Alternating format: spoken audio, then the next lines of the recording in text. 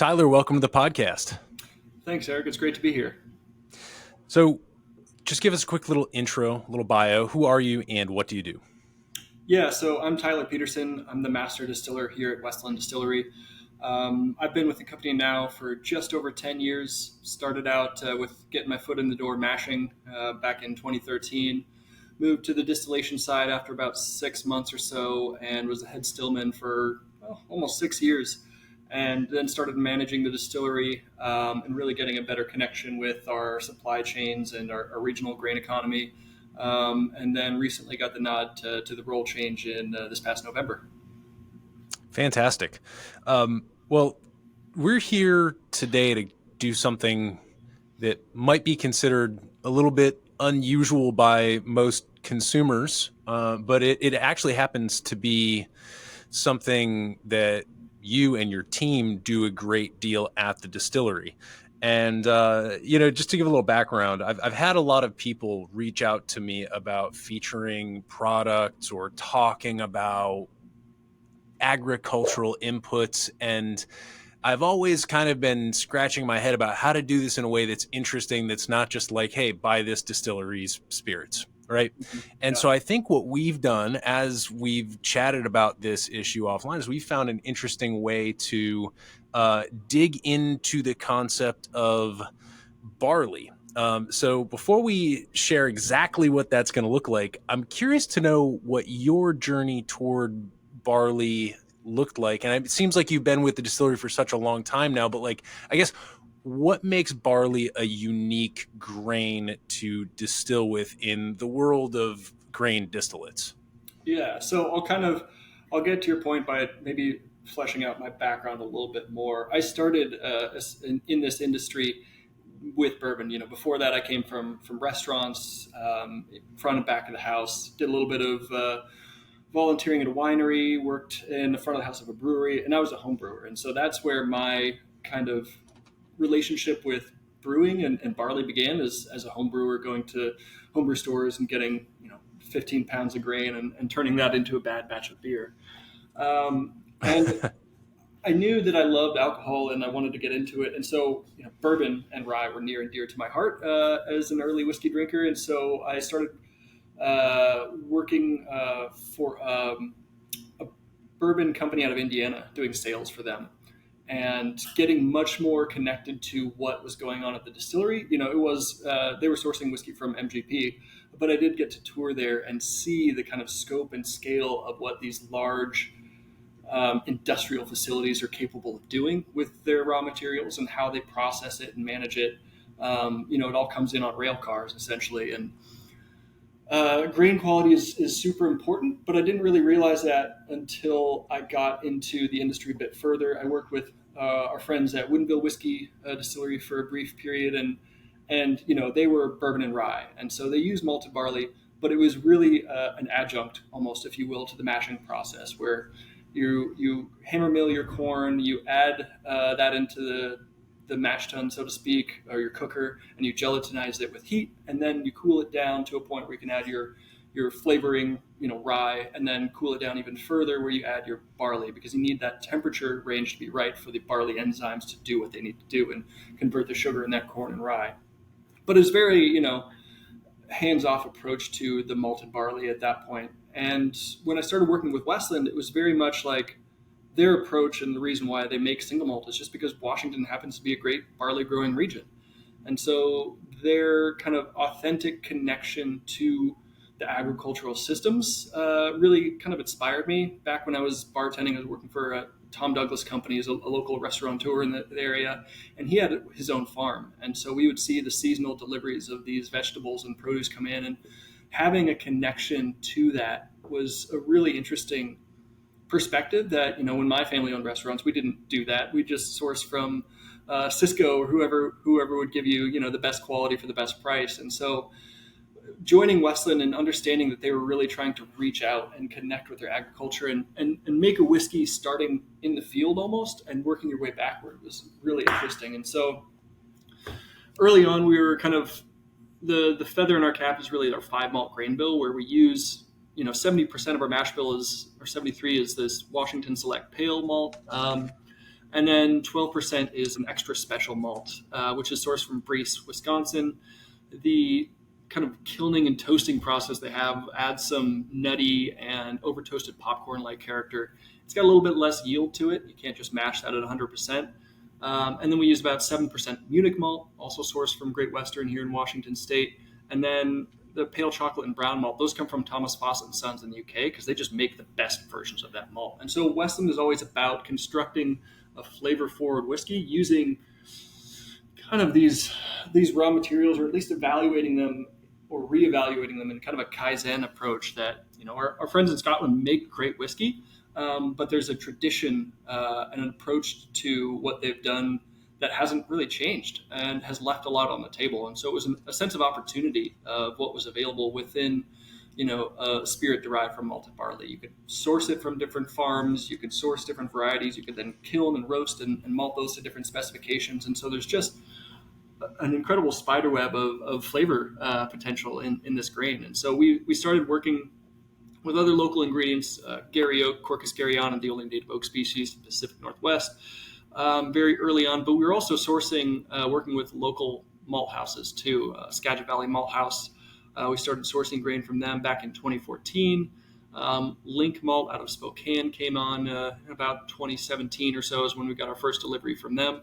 And then we're able to see the grain quality from different growing regions and how that impacts flavor. And so we've got a little bit of that in our class here, so we can kind of tease out some of the nuance there. It's been an interesting step as a distiller. And mashman, I was very connected to the changes in malt quality in real time and what that meant in production. And then as a distiller, it's much, outside of things like protein content or yield, the distillation process is largely unaffected, but the flavor, and the cut points do change. And so you get to see all of these different various changes that happen when you change your raw material. And so managing the distillery later on, I really got the opportunity to reach out to the farmers and the malt houses and build those strong connections and a resilient supply chain that can provide us with a dynamic feedstock of whiskey that's both interesting, and hopefully coming in at a good cost for everybody. Supply chain resiliency is kind of an interesting notion.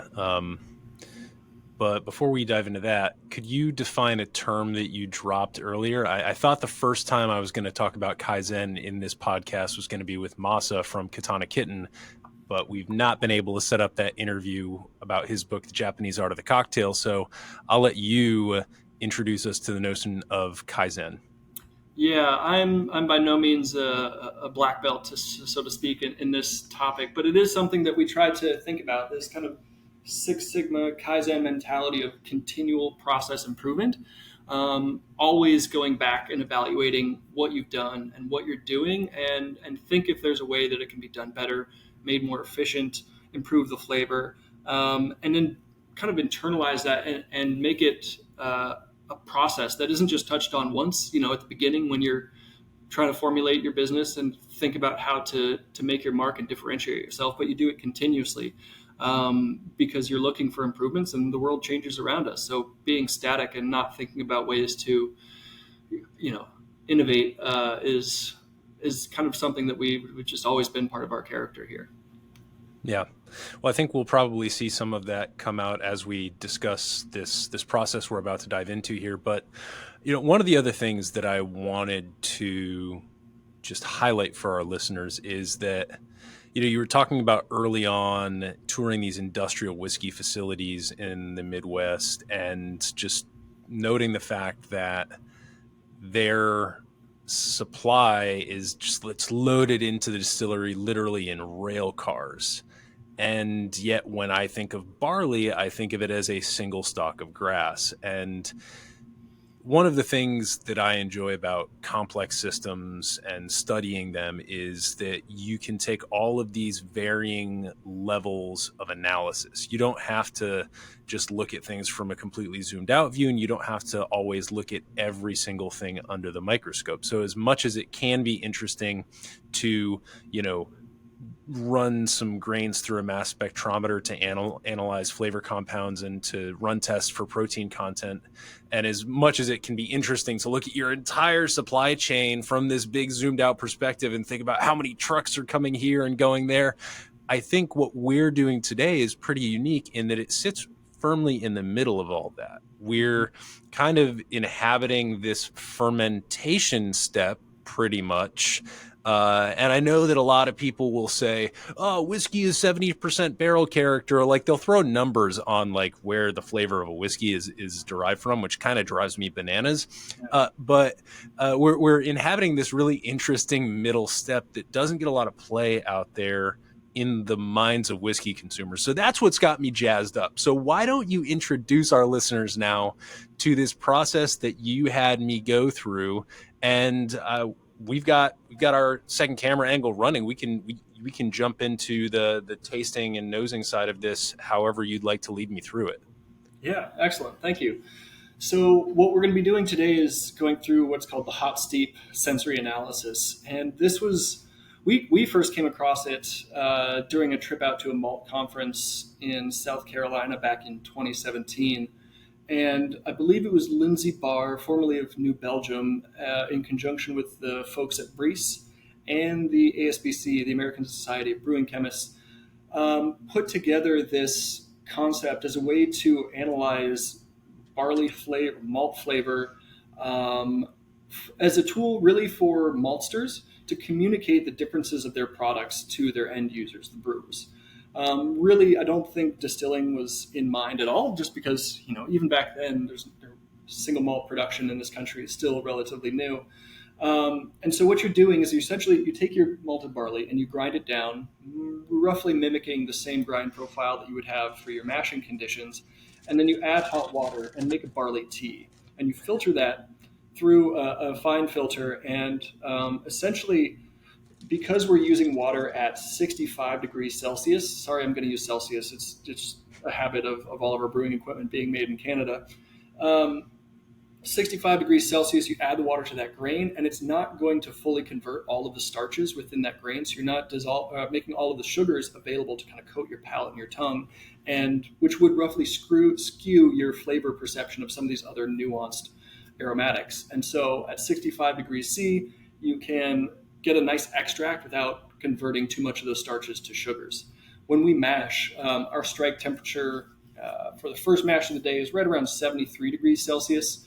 And we target a lathered wort that's extracted at 64 and a half to kind of get that kind of prime zone of starch conversion between alpha and beta glucanase, beta amylase, I should say. So this is really a great method that we've internalized. We've done it now hundreds of times, and every time a maltster or a farmer is like, hey, I've got a new variety, I've got a new malt type, I want you to try it, we run it through this analysis. And we found actually two things. One is that you can get the flavor from it, obviously, but then the other is more processing implications. So these are two different ones, and they filtered at different rates. And so looking at that, I can then look to my mashman and say, hey, tomorrow, put your boots on a little bit early. We may have issues with lautering because there may be a higher beta-glucan or protein content to some of these grains. And so we can kind of glimpse at some of the processing implications as well as the flavor potential of these grains. We still haven't done any kind of hard science on it with GCMS or anything to link the flavors that we're getting at this stage all the way to the whiskey. Partially because that's hard, right? Our whiskey ages for quite some time, 5+ years, 8 years sometimes. And so to store the malted barley on hand from that batch all the way through, I would imagine there's going to be flavor degradation. So what we're doing today is not a direct one-to-one comparison of the kind of Colere releases that we have, but we do have Fritz, which was grown on Whidbey Island of all interesting places. So it's not normally a grain growing region. But because it's got higher, generally cooler tempered climate, higher moisture content, my expectation is that barley kernel would be more plump. And I think that's what I'm seeing here is you've got a nice grain fill. We've also got the Genie Pale. Genie is a very popular variety amongst a number of our farmers. It's generally a low protein variety. This was brokered by our friends at Main Stem Malt. So it's a Salmon Safe certified grain, malted at Link out in Spokane. So we've got now 2 malt house differences that we can also compare if you're looking for that other kind of comparison. And then the last one we've got is from the newest malt house in the state. They're called Cascadia Malts, and this is the AAC Connect malt variety, malted just as a slightly higher kiln pale. It's going to be interesting because this is the first batch that malt house ever did. And so we can discuss malt quality and the implications on flavor and performance as a result of what we've got in the glass. And then with the Fritz, we can obviously make the direct comparisons to Calare 4, our next upcoming release in the Outpost Range series. And I think it's going to be kind of exciting conversation to really highlight what malt flavor is and how we as distillers kind of think about the construction of our whiskeys and project, where some of these things are going. Yeah, I want to quickly, before we jump in, just elucidate one quick thing, because I think it's really important, and it relates to the process that you had me go through, which for our listeners, the video of me preparing all this stuff and kind of going through the steps that Tyler sent over will be up on our YouTube channel in association with this episode. So you can check that out. I'll try and get some nice, brief clips up there so that you can watch it all in just 5 or 10 minutes instead of having to watch an entire hour-long video. But this distinction about temperature is important because, one of the things that you want to do as a brewer or a distiller is, of course, convert those starches to sugars, right? That's real important if you want the alcohol. But in our case, we were looking to get just right up to that point without going into that conversion, so that we could kind of treat it as it would be treated going into the fermentation process, but not get to that point where everything was just going to taste sugary. Is that roughly correct? Yeah, because like with this method, if you were to use kind of hotter temperatures, you'd definitely start converting those sugars, and you'd get a very cloyingly sweet kind of perception on the palate, and that'll definitely kind of overshadow some of the nuanced characters of the grain. So water temperature at this stage is extremely important, just as it is in mashing. And we can talk about later how we augment the mashing temperatures to affect flavor, but that may be a whole other podcast. Well, I mean, if our listeners have gotten one thing so far, it's probably that this is a whole heck of a lot more complicated than, just dumping some beer into a still and crossing your fingers. So what would you like me to do first? We've got the spirits, just for our listeners, that I have in front of me. We have the Westland flagship, which is sporting that 5 malt grain bill. And then we have Calare editions 2, 3, and 4. And for our listeners, the Calare is essentially the addition of the Westland portfolio that focuses on these differences in grain. So there will be a little bit of one-to-one comparison, but we're also just going to be looking at a couple of these different grain varietals, in a vacuum here. So I'll let you just walk me through it. Hold my hand. Yeah, let's start off with getting some of these hot steeps on the palate, just because the progression of proof and everything else into the whiskey will be nice. I would say we start out with the Genie Pale. That's been kind of a backbone pale malt for our distillery for quite some time. We love working with both Main Stem and Link. I mentioned this is a salmon safe certified grain, so this grain is probably, I don't know the batch off the top of my head, likely sourced from Walla Walla. It's dry land farming, so they're not irrigating the land, which means weather conditions are exceptionally important. You get too warm during the summer months while it's maturing, and you can increase the protein of your grain, either pushing it out of malt specification or just creating a profile that is a bit skewed. This one, again, malted to a pale malt, and is really interesting. I'd love to hear your nose kind of comments on this one. What are you getting on And so pale malt is referring to the amount of heat. So it would, if we're talking barrels, a pale malt would be something like a Char 1 or a Char 2. right? Exactly, yeah, or even just a toast, A right? I toast, mean, a maybe toast. even a pilsner would be a toast where it's got even less kilning to it. So it's got enough kilning where you're starting to develop some biscuity-like flavors, but you're not really kind of kicking it up in terms of the Maillard reactions and getting those darkened sugar notes. Yeah. Well, so my impression of this on the nose is, I mean, it's got some really nice cut grass aromas to me, but it's not just any grass, right? Like, so this is like mowing a very like a field full of like knee high grass. It's like a grass stalk, almost verging into like a sugar cane, like a fresh cut cane type of thing. Mm-hmm. You kind of got there before I did. The biscuity note is for sure there, um, and to me, it's almost like this is going to sound like a weird note, but just like dog biscuit, right? Mm-hmm. So, and I was like a weird kid who like tried dog biscuits. If the dogs were eating it, I was going to try it, and so it's kind of like it's got that whole grain, but sort of light whole grain Mm-hmm. character to it. Yeah. Almost like you could also compare it to like a really hearty like brown bread aroma as well. Yep. Yep. I get a really kind of floury, biscuity thing, almost more like a water cracker from a charcuterie board. It doesn't have a lot Mm. of flavor, but it is very kind of grainy in a sense.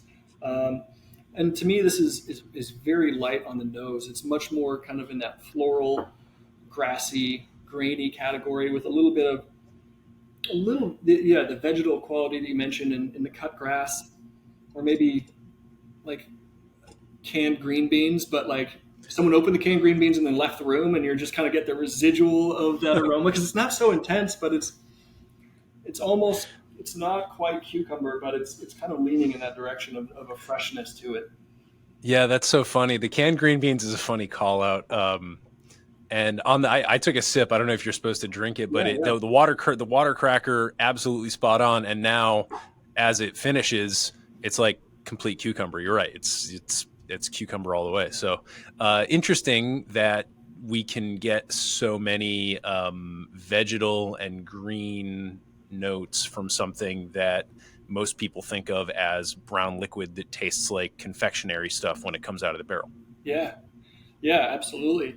And we love this style of pale malt because for us, a distillery that tries to kind of create a balanced spirit profile, this allows our yeast to kind of rest on top of those biscuity like notes and really accentuate some of its character.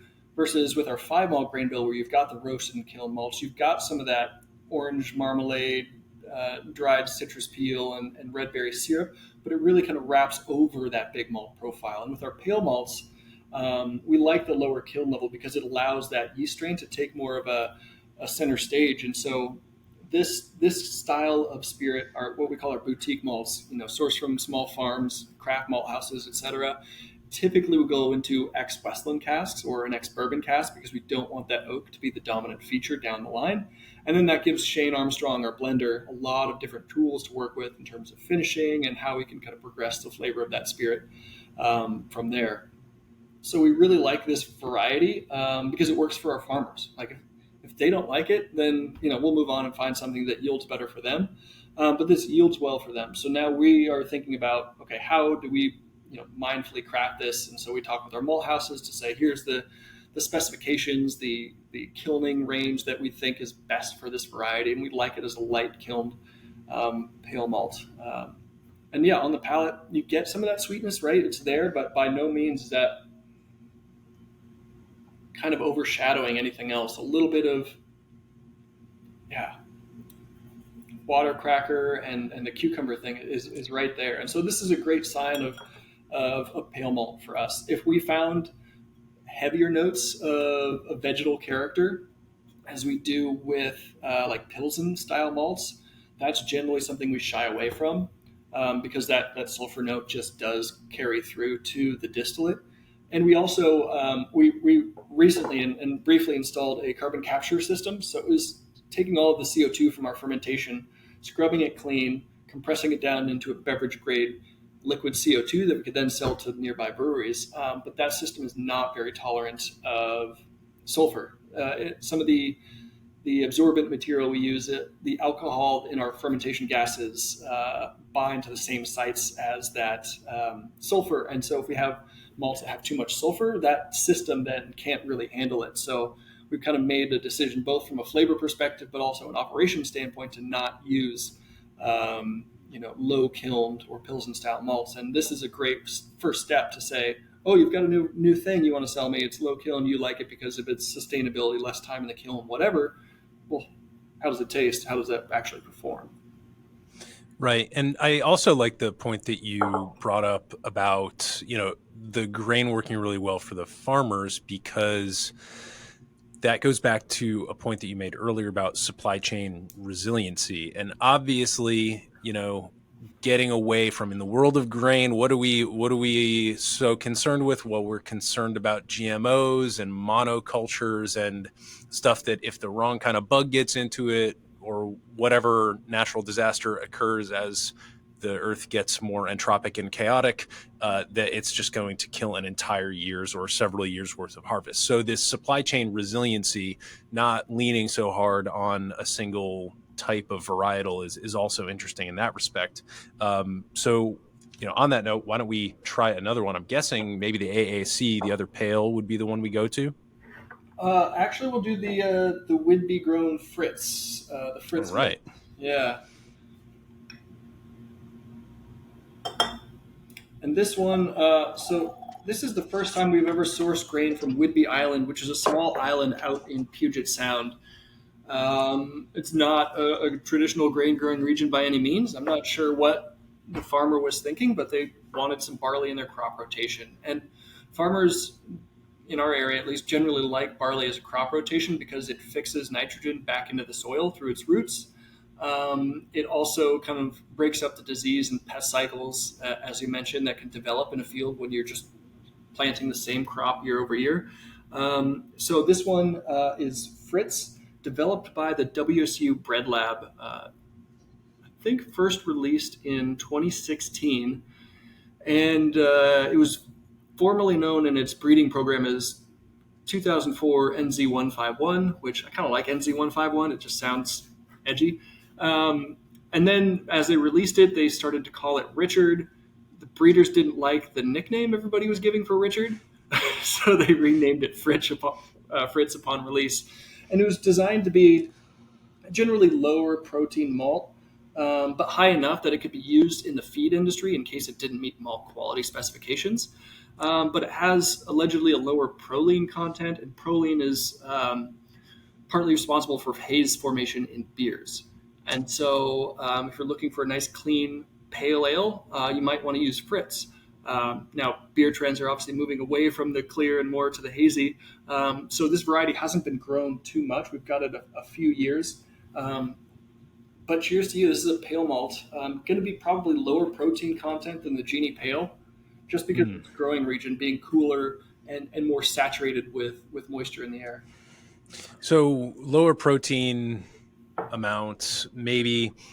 As I nose this, it's noticeably darker as well. I mean, should we comment on that? Is that from the malting process? I would assume. Yeah, unfortunately, I don't have the certificate of analysis on all three of these batches. Otherwise, I could tell you, pretty accurately if that color difference is just due to a slightly higher kilning.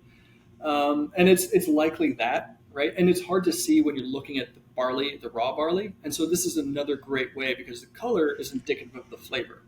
The more color you have, the more likely there are to be Maillard reactions, which create those more bready and sweet kind of notes within the malt. And this one, I think, off the nose, is more bready to me. It's more robustly grain forward and not nearly as floral, I think. And yeah, I get like buckwheat pancakes. My dad would make some buckwheat pancakes growing up, and just adjacent to that, there's some sweet sugary notes. There's maybe some like berry-ish kind of notes. I mean, maybe I'm just totally going back into a sense memory of mine. So that's maybe this isn't incredibly valid, but less grassy, I would say, than the Genie. less vegetal, but there's still, you can still see some overlap. Like if I tasted these two next to each other blind, I'd be like, yeah, these two are probably the same grain at the very least, right? They're related closely enough for me to pull that out. Mm-hmm. And genetically speaking, so we've distilled 35 unique barley varieties to date, and most of those are genetically very similar. And so that's kind of what we see, and why we have to go further and further beyond the kind of commodity system to get larger flavor differences. So Genie is not, to my knowledge, a direct descendant of the same lineage as Fritz. Fritz is coming from Baroness, Cellar, Apex, and one other parent lineage, but they're still kind of bred for modern kind of standards. So their similarities are pretty right on. Also getting some like orange blossom or Tupelo honey type thing on the finish for sure. It kind of lingers, and instead of being floral in like an active way, it's floral in a way that's like maybe been distilled through a bee before it gets to us. Yeah, absolutely. Yeah, I like that orange honey kind of orange blossom note. Just lovely. And so, this is malted by our friends at Skagit Valley Malting, who unfortunately recently closed last year, and unexpectedly so, which is, again, kind of goes back to that point of developing resilient supply chains. We were fortunate enough that Cascade Malt House opened the same week that Skagit went down, and I had already been kind of long-term conversations with them, and we sourced from a number of craft malt houses. So you want these resilient supply chains to be developed, not only for you when one goes out, but also for these farmers. They still need to get grain out of the ground and into the silos and moved on to the market. And if they don't have those opportunities, then they're not going to plant barley. And if they're not planting barley, then you're not going to have great quality local beers and whiskeys, and also the agricultural systems are likely to suffer because they have one less thing in their crop rotation toolkit that is viable for the projects that they're trying to do.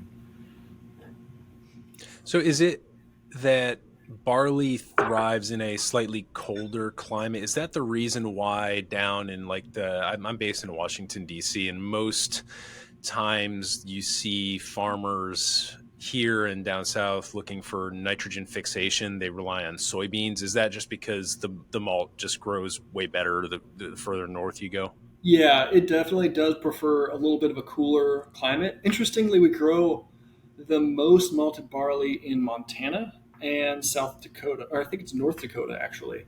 I'm not sure what South Dakota is doing and not getting in on the barley game, but it's Montana, North Dakota, Idaho, and then I think Washington is number 5 or 6 in terms of overall yields. But in terms of quality, the reports out of certain pockets of areas, Skagit Valley being relatively cool, tempered by that ocean climate, generally produces really plump barley kernels that are lower in protein and higher in starch.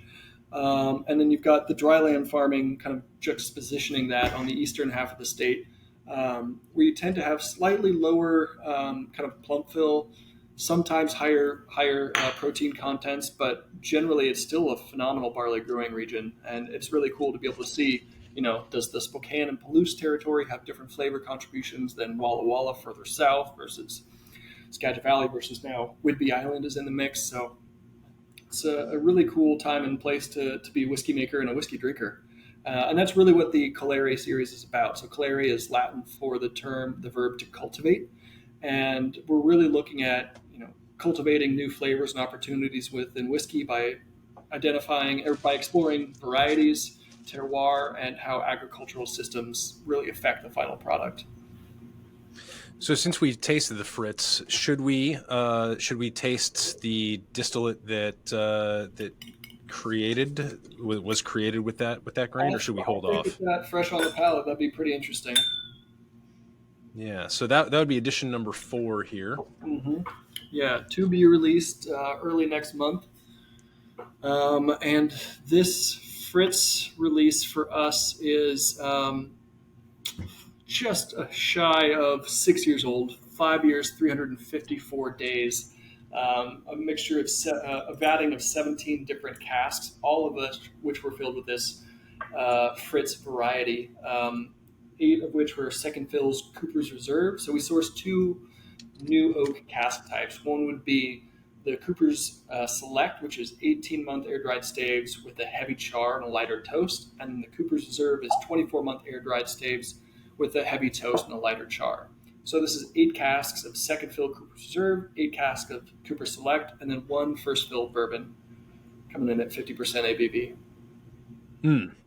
Yeah, it's interesting. If anybody is curious about casks, I would encourage you to check out these, these large just go to American Stave or whatever and look at the offerings that they have, just because it's interesting how they bill these casks as products of varying qualities, right? They've got the select reserve, right? It's kind of like a familiar language to you, Mm-hmm. and yet like it's interesting to see how they're modifying and how they're essentially it's an exercise in virtue signaling, but in this case the virtue is that it allows certain like blenders to do different things with it. So there actually is virtue.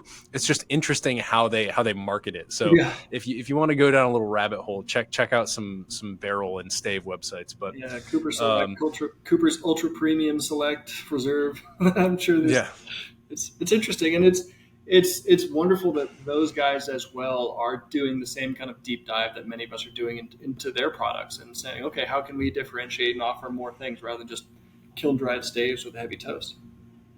So we've got the Fritz that I just drank is the only malt in this glass, correct? So this would be something like a single varietal, like Yep. cane Hmm. type thing, or a single varietal grape thing, or agave, right? Like there. So in the spirits world, we are used to this thing, single varietal, right? Yeah. Like you pick one type of input and you do it, but we're not as used to that in the whiskey world, except by virtue of the term single malt. Mhm. So could you is this technically a single malt, or is it a single malt in the same way that Scottish single malts are a single malt, or is this even more singular?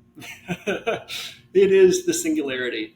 No, so yeah, single malt broadly is defined as a spirit distilled from malted barley produced at one distillery.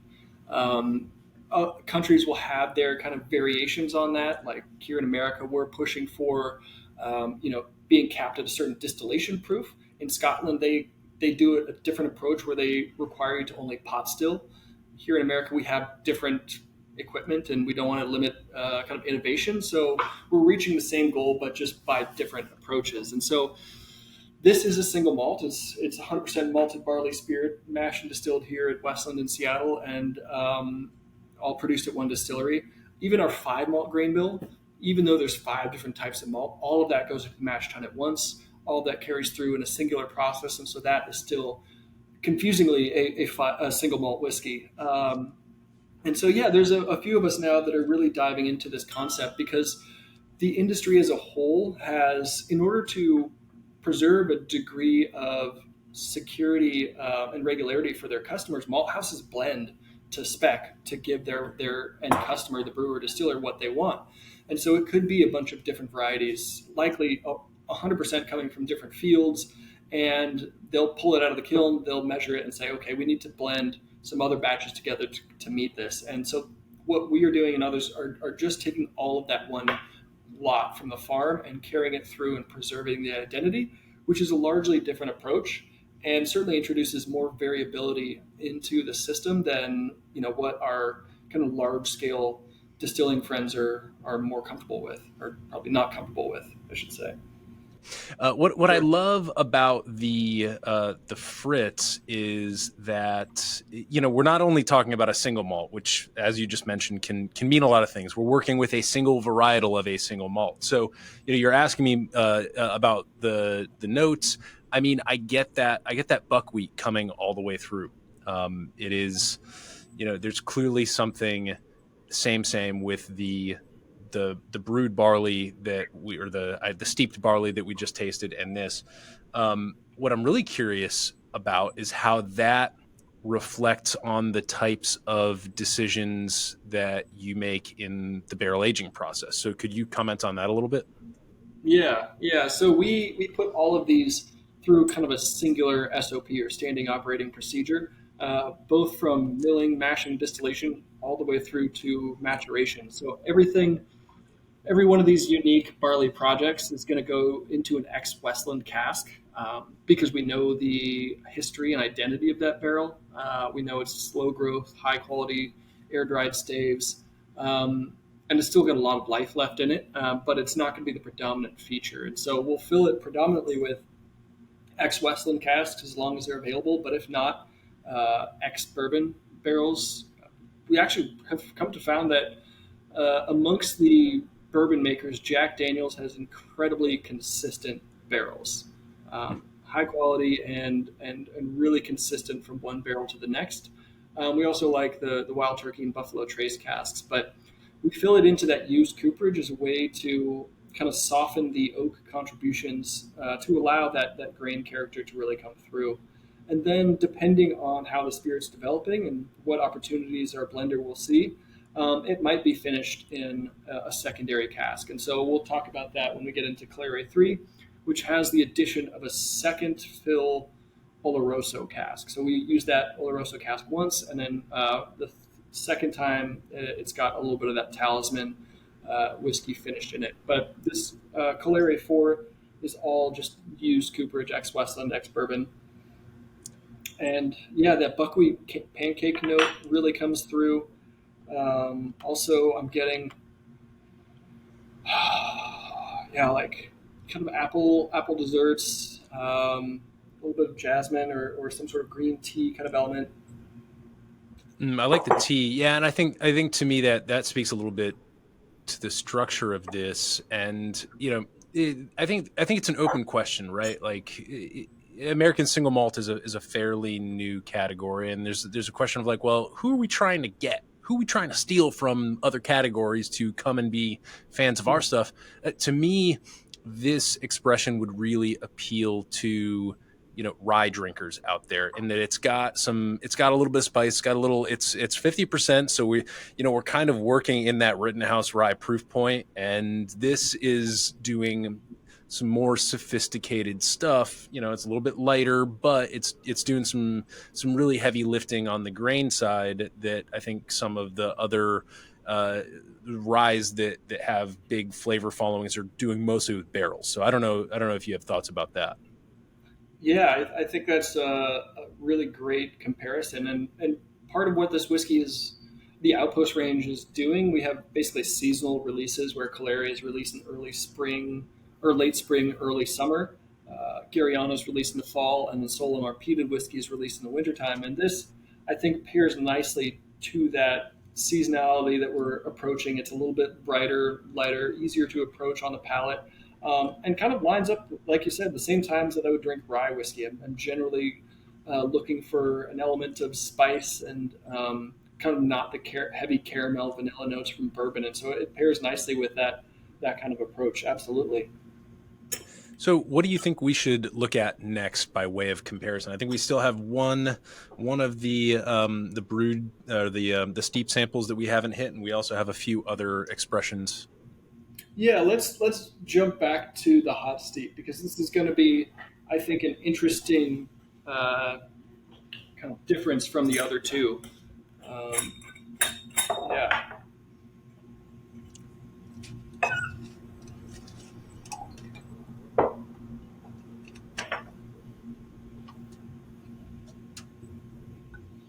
So this is AAC Connect, a variety that is, at least reported by AMBA, the American Malted Barley Association, made up just about 100% of the plantings in Washington State last year.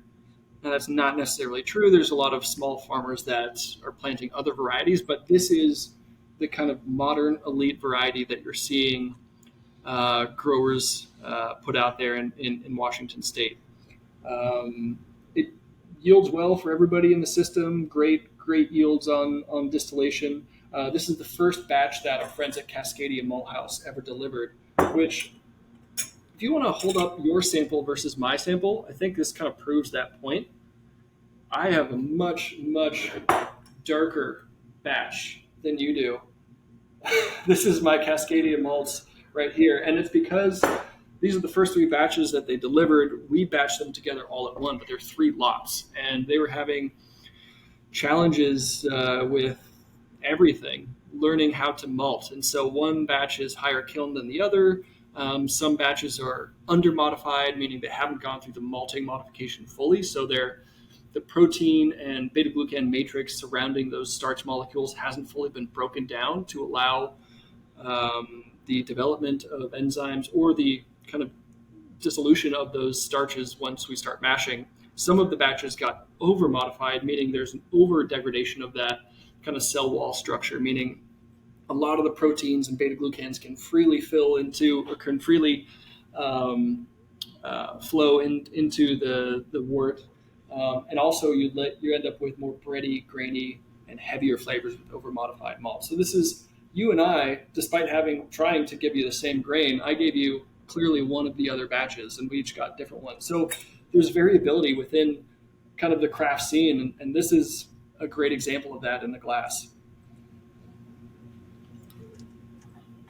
To me, it's kind of a little bit funkier than the other two. I don't know if that Mm-hmm. maps on. Yeah, a bit more of a barnyardy kind of horse blanket funk almost. Not quite bready, but in Brettanomyces in character. But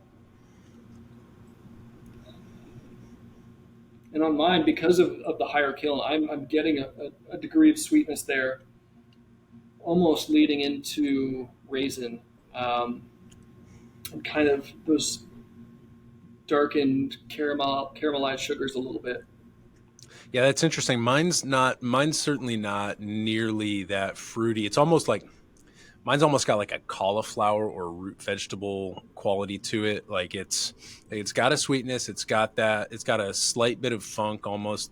I think one of the through lines is like a vegetable stemminess or a vegetal stemminess. Like we were talking about green beans, we were talking about cucumber, and now we're talking about like kind of cauliflower. And I think all of those have this slight through line that is very, well, agricultural, I guess, but it's more than that. If that, I don't know if that makes any sense. It's more than just vegetable or vegetal. It's I don't know how you approach Yeah, that. and I think that actually brings up a great point because what we're doing here is exploring the flavor differences of these barley varieties, and so how process affects that will greatly affect our perception. And so I'm still not sure whether or not a lightly kiln malt better reflects the terroir of the land than a higher kiln malt.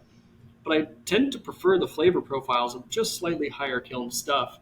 And so that's kind of the direction we're leaning, is that when we do work with new grains, we say, hey, I see where you're going with that lighter stuff, but just give me a few more minutes in that kiln to create a more robust palate flavor profile. And it's like the kind of the story of the princess and the pea, and how many different layers are you putting on top of that single thing, and when and how can you detect it? And the compounds within that grain of barley are going to be affected by the malting process and the kilning processes. So there are elements of that kind of inherent terroir or grain character can carry through. But I'm certainly still new enough to this that I'm not going to be one to plant flags and say this is definitively the flavor of this terroir condition. But I do think that the underkiln malts or the lightly or undermodified malts are closer to that raw barley and closer to that field. But as a whiskey maker, I like something slightly more processed. Um, so yes, it's interesting. I like some of the tensions that you're pulling out here, and certainly I'm not here to get you to say something extreme or something, something controversial, right? So I guess I'm more interested in those tensions that you have to navigate, right? Because ultimately, at the end of the day, everything is a batch, whether it's a smaller batch or a larger batch, and there's always variation between batches. And so I think when you're working in the world of grain, where in many, if not most cases, consistency is key. even in the cases where consistency isn't the point, like these single varietal once a year releases, you're still trying to find, it's like trying to find the pulse. You're still trying to find exactly the right knobs to turn so that you're going to get the interesting outcomes that you want. And so you have to have the, I guess, the consciousness of these different variables. So it's fascinating to dig into them, because I don't think that when American consumers pop open a bottle of Highland or Speyside, they're necessarily thinking about all these minute variables. And in the case of expressions from those areas and those categories, maybe they've largely found ways to kind of smooth over some of these really idiosyncratic variables that you and I have discussed thus far. Yeah, yeah, absolutely. And that's okay to a degree, right? Because you want, as a consumer, to be able to reach for the bottle on the shelf and pour yourself a dram and not have to do mental gymnastics every time to figure out why it is the way it is. You want a degree of consistency when you're reaching for your favorite whiskey. But this concept for us is just trying to be more mindful of that supply chain, because if every year I go to the farmers and I say, hey, I really like that purple barley you did last year, but next year can you do something blue? And the year after that, can you do something red? They're going to pull their hair out because they're risk averse, right? Like the farmers that we deal with, they usually farm around 1,500 acres, but they only own the small acreage right around their home, and everything else is rented out land. And every year they have to get out loans and take them out against their house to get enough seed and fertilizer and whatever pest management they need in order to plant those fields. And so if the variety doesn't work out for them, then they've got feed grade barley, which is almost worthless because we grow so much corn in this country that there's not a huge feed market for barley. And so finding the varieties that work best for them, that work best for us, is really what this is all about. And so if we distill something this year like Genie Pale and my farmers aren't willing to try something new or different, that's fine. We'll say, okay, Malt House, can you then next year deliver that as a Vienna style with a higher kiln, and the next year as a Munich, so that we can see how that variety performs under those conditions. Or we may say we're going to do our heavy mash technique, which is where we use hotter water in the mash tun to extract more lipids and more oils and more tannins from that grain in order to make a whiskey with more rich and kind of robust flavor profile. And so every time we do a new variety, it's going to be like the standard operating procedure. In terms of milling, mashing, fermentation, always matured in that ex-Westland cask. But then the second or third time around, that's when we really get to look to optimize that Six Sigma, like Kaizen approach of seeing if there's a different strategy to approach this grain and really make it something interesting and stand out. Well, I think you've dumped so many variables on us that I don't anticipate that there's too many listeners right now who are like going to be gunning for your job. It's got to be. I mean, it sounds like it takes 10 years of working at the distillery to finally wrap your head around this stuff. I'd like to, as we kind of start to land the plane here, talk to you a little bit more generally about American Single Malt. But what should we taste from the lineup here? Should we maybe get a little bit of the flagship in our nose and in our mouth? Yeah, I think that is a great idea. Let me pour myself a dram as well.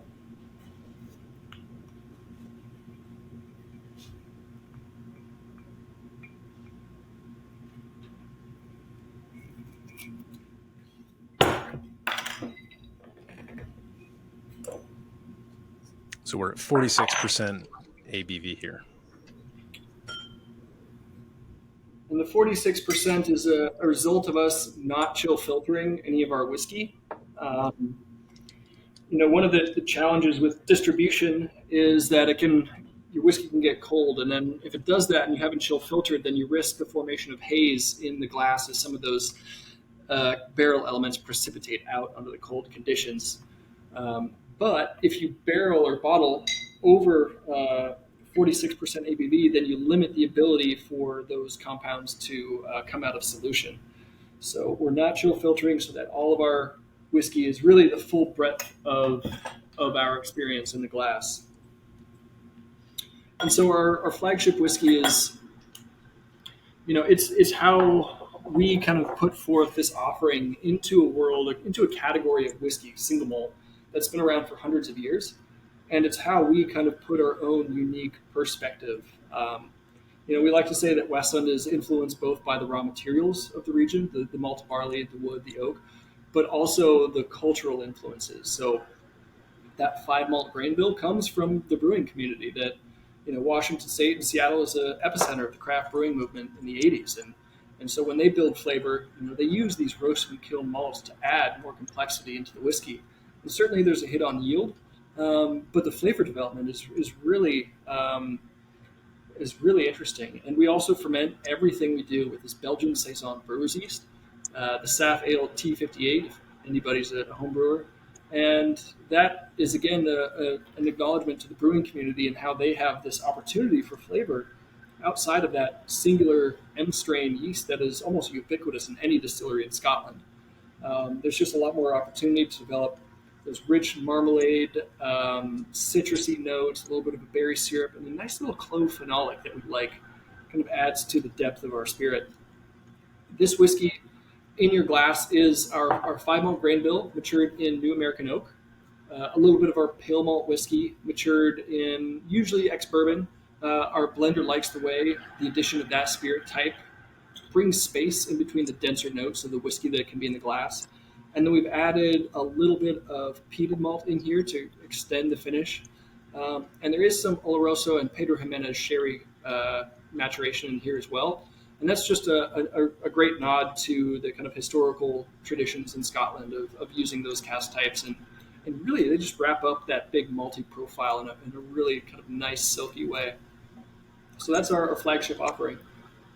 So very different than the Calera Edition 4. I mean, next to one another, you wouldn't even really think they're related. I mean, one is comparatively, the Calera 4 is really delicate, which is great. I mean, this is what I love. Like, all right, you taste, that was the first distillate I tasted compared to, these steeped barleys. I was like, oh wow, that 50%, is kind of robust. And then I taste it next to your flagship, and it's like night and day almost. They're doing completely different things. In the flagship, I'm getting, just some obvious chocolatey and desserty things, but also, there's some that peated malt almost fuses with the sweetness to create like a deep soy sauce kind of thing in the back. I mean, it's fascinating. And I will say that I may or may not have been in a room with a number of people who may or may not have tasted a number of American single malts, and this Westland flagship may or may not have generally by consensus been the favorite or one of the favorites among them. So that may or may not have happened, but for context for listeners, this is really remarkable to me anyway, as a flagship product. Yeah. Well, I won't comment on the theoretical too much, but that's great to hear or not hear. It's interesting because it is wildly different from the other whiskey that you've tasted, and that's the point, right? Is like the Calera series is very traditional in its approach, like unpeated Scottish whiskeys, right? This is a flavor profile that we're familiar with more or less, but our flagship whiskey with those specialty malts, that Belgian yeast, the contribution of new oak, adds so much more that we felt our counterparts in Scotland were just leaving on the table. And we do take a hit on yield, but the robust flavor of it, that kind of waffle cone note that I get, finished with the dry baker's chocolate, is something you're not going to find, really elsewhere. And so it's a really fun expression to hold that forward and say, here, this is something that can carry the flag for a new category, right? And really do it in a pronounced way. I think it's interesting. And the other, one other through line that I'm noticing is that, we're drinking at two different proof points here, 50% in the case of the Solari 4 and 46% here with the flagship Westland single malt. And I'm noticing that in both cases, you get that sort of classic Scotch, like back of the throat, kind of sits here and warms you up. You don't always get that with bourbons and with ryes. And, for me, one of the things that I'm still looking for in American single malt is some sort of through line. I'm looking to compare it, of course, against the Japanese and against the Scotch and see what's different. But I'm also looking for what's the same about these amazing barley distillates. So maybe that's one thing. But I wonder if I could, just pick your brain about I guess where American single malt is going. We've got some of these regulations that we're waiting for TTB approval on. What are your thoughts about, I guess, like the state of American single malt and what we might be looking for in the future?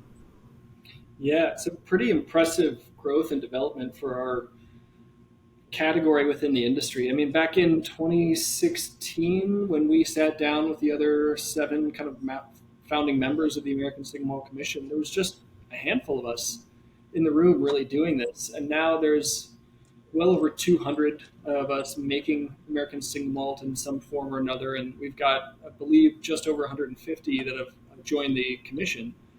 And it's a really cool opportunity. I'm not entirely convinced that we'll ever see the kind of robust regional identity develop that we know of in terms of Scotland, where you've got your heavily peated Islas, you've got your sherry and Speysides, etc.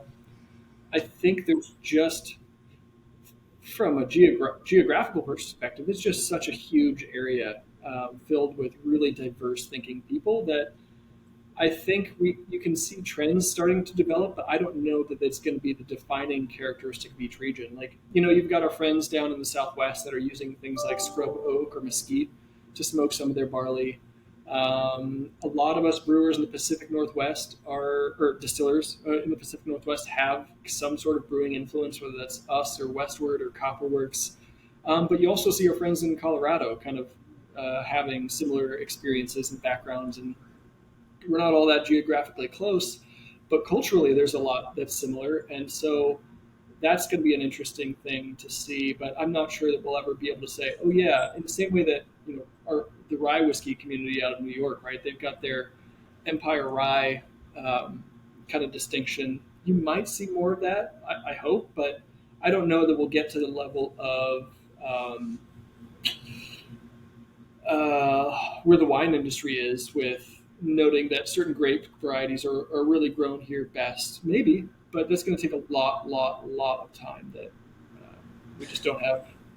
Yeah, and I think, to me, that goes toward creating a shorthand for consumers, right? So like a lot of what it seems to me like these new, like the new identity and process rules for American single malt are pointing toward is, hey, leave us alone, let us do what we want, kind of thing, of like, we don't want to have to put it in new oak, we don't want to have to do X, Y, or Z.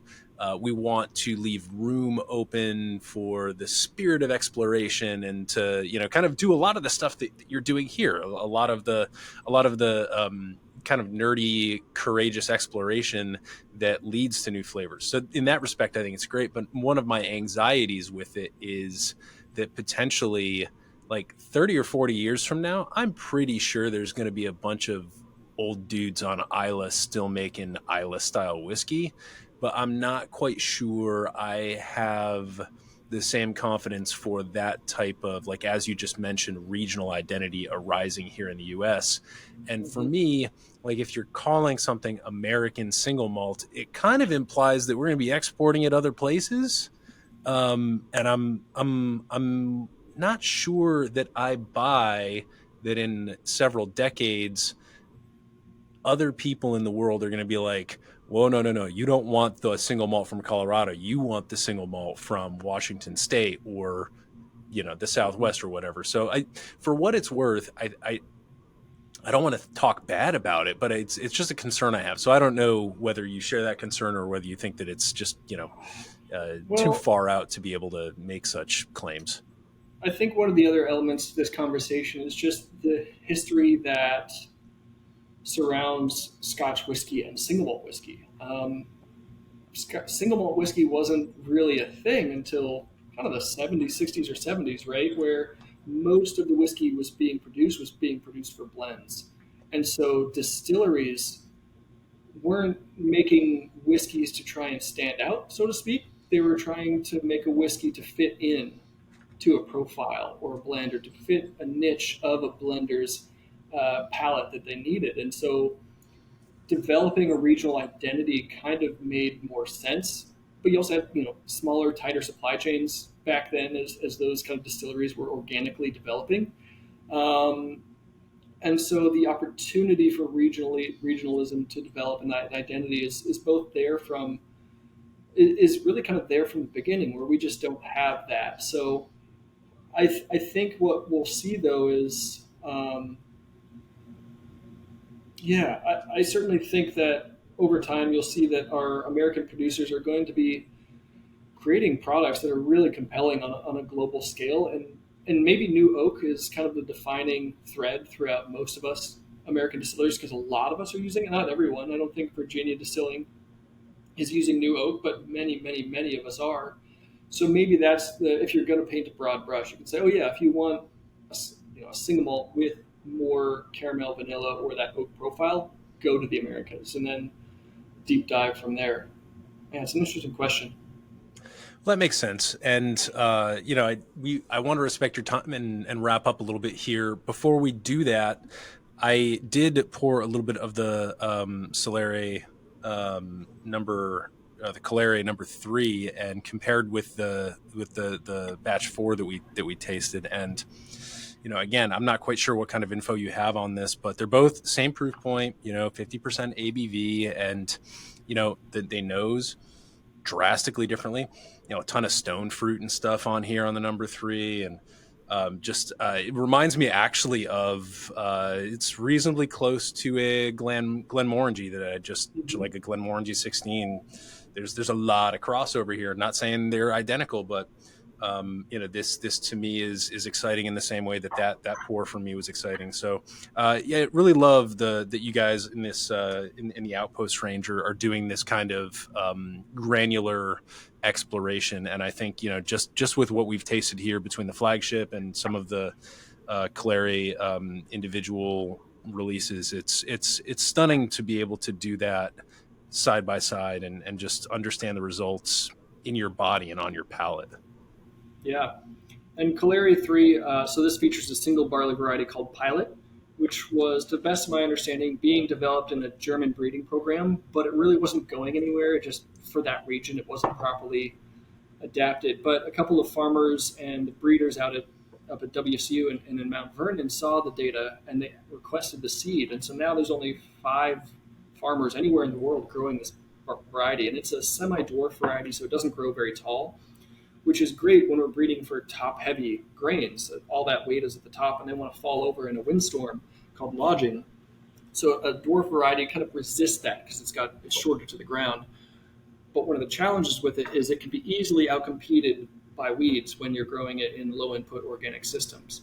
So for us, it's not that silver bullet variety because farmers, they like it, but there's also challenges. But we do love the wonderful biscuity like flavor that comes off of this one. And so for Calere 3, Shane, our blender, was going through and reviewing it, and he was kind of curious how the addition of a second fill Oloroso hogshead would have with this whiskey. So it's 19 casks, 9 of them are refill Cooper's Reserve, 9 Cooper Select, and then there's 1 Oloroso sherry hogshead in there that's a second fill. So it's not, that first fill really big overlaying the kind of sweetness to it. But yeah, you're absolutely right that it's to pick that up because it's, like I mentioned earlier, a great opportunity to discover how these varieties perform under different conditions. Well, for those listening, I definitely recommend you check out some of the Outpost range stuff, and honestly, the flagship. I mean, that's to have that be your flagship, your baseline, and have it be that rich and flavorful is just bananas. So, I mean, anything by Westland is worth your attention, especially if you're interested in some of the nerdy stuff we've been talking about today. But Tyler, I was hoping to maybe transition here to a couple of quick lightning round questions. What do you think? Let's do it. Yeah.